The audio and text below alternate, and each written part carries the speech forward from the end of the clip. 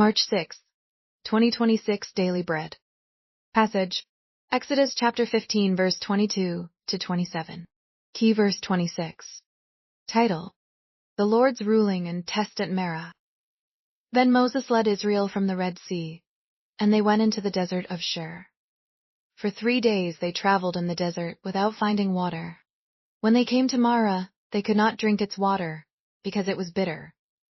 That is why the place is called Marah. So the people grumbled against Moses, saying, "What are we to drink?" Then Moses cried out to the Lord, and the Lord showed him a piece of wood.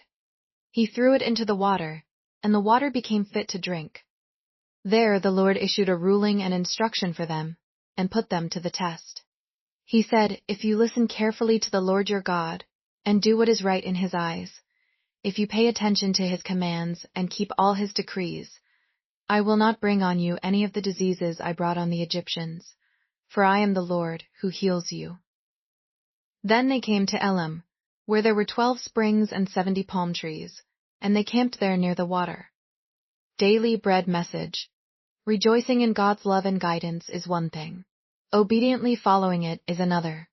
When the people, after going 3 days without water, came to Marah and found the water bitter, they grumbled against Moses, continuing a pattern that had begun at the seashore and would continue throughout Exodus. It seems that delivering Israel out of Egypt would be faster and easier than getting Egypt out of the hearts and minds of Israel. So too with us. It is the deep inner work of sanctification. Moses cries out to God, who helps him find a piece of wood that cleanses the water, making it fit to drink. Moses knows how to work with God. In spite of their grumbling, Moses keeps shepherding them. How would God deal with their grumbling? He issues a ruling and a test, providing a way for them to avoid disease into the future by listening carefully and obeying God's words. This would prove to be a very difficult task, both for them and for us.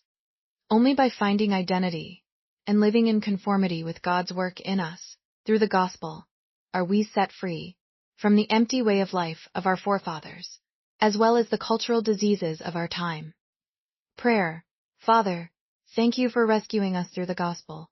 Please help me listen and obey your words, allowing my identity and lifestyle to gradually be conformed to your truth, free from grumbling and the bitterness of my wicked generation. One word. Listen and obey God's word.